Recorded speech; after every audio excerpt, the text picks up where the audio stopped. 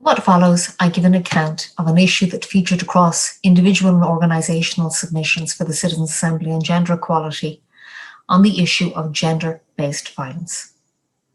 Submissions included a number of definitions of gender-based violence. These included domestic violence, sexual violence, stalking and harassment, female genital mutilation, trafficking, prostitution, so-called honour crimes, forced marriage, violence and conflict, and femicide.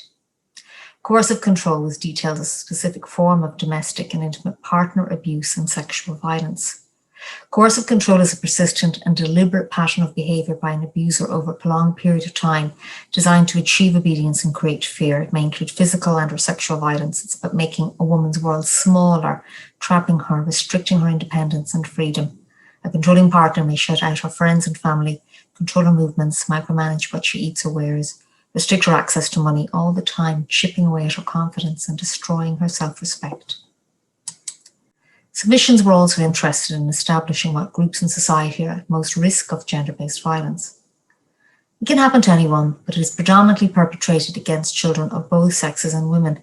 In addition to being a child and a woman, other characteristics such as having a disability or being LGBT can increase the likelihood of being targeted for sexual violence.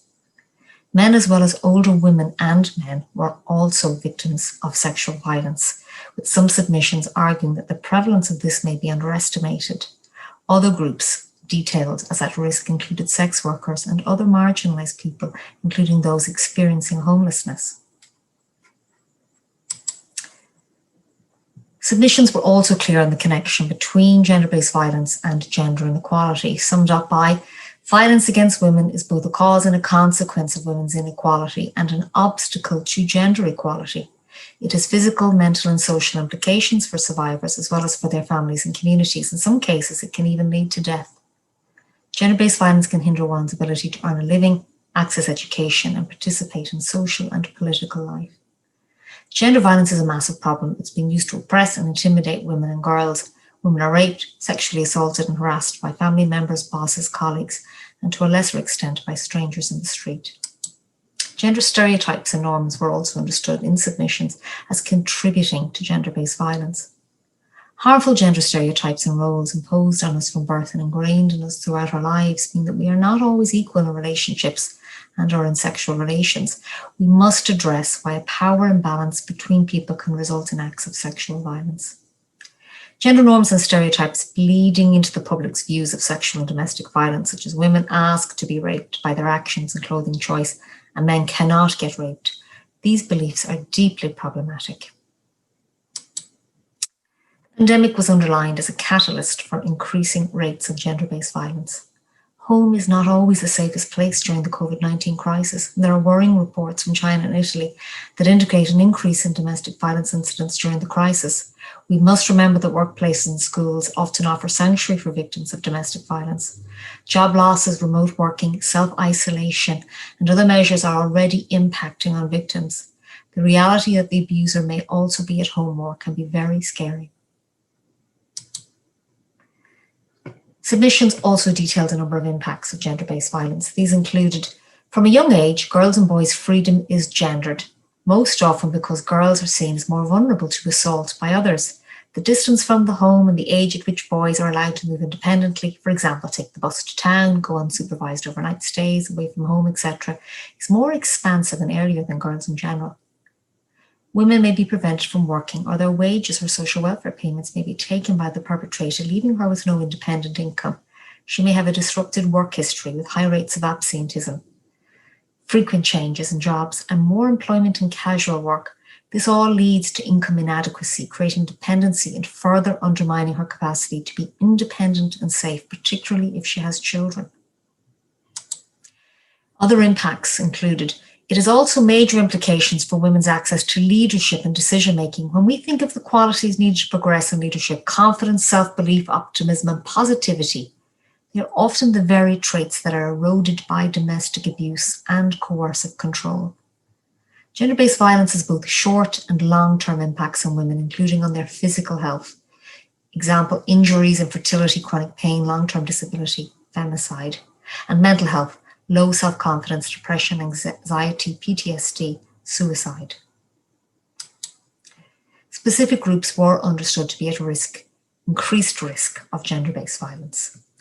Migrant women who do not have autonomous immigration status are especially vulnerable in situations of domestic abuse.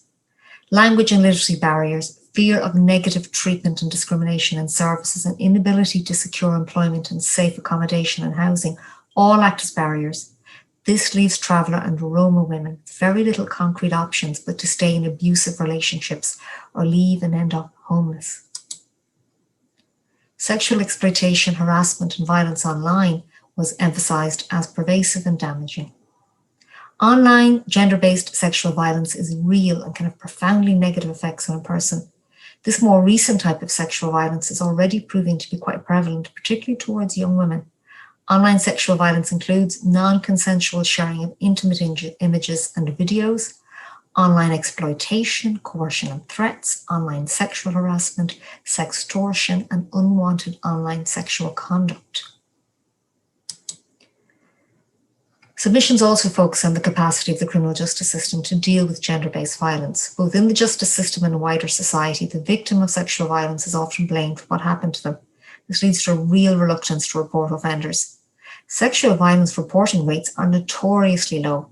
These cases have a very high rate of drop-off after reporting, occurring at many different stages in the criminal justice system. This impacts on our whole society, including permitting those who carry out the abuse to continue free from sanction or accountability. Submissions offered a variety of solutions to gender-based violence. These included that prevention and accountability is fully prioritised across all publicly funded education settings, and that all prevention is informed by the realities of gender inequality, sexism, misogyny, and all other forms of hate. The state should ensure mandatory sex education and healthy relationships education in school. Services and supports were seen as essential, although under-resourced. With a population of 4.73 million, Ireland's 131 refuge beds fall far short of the recommended 473 beds required. The situation is even more difficult in rural areas where services need to cover wider catchment areas. Resources must be allocated to the reform of family law courts and the development of a model of multi-agency domestic homicide reviews. An integrated courts welfare system should be established with appropriate facilities and wraparound services for victims of sexual violence. Policy and legal actions were also recommended. Legislate for a minimum of 10 days paid leave for persons experiencing domestic and intimate partner abuse and violence. The establishment of a national rapporteur for sexual, domestic and gender-based violence and exploitation, reporting regularly to government on the progress achieved with adequate resources and powers to develop recommendations and monitor their implementation through a third national action plan.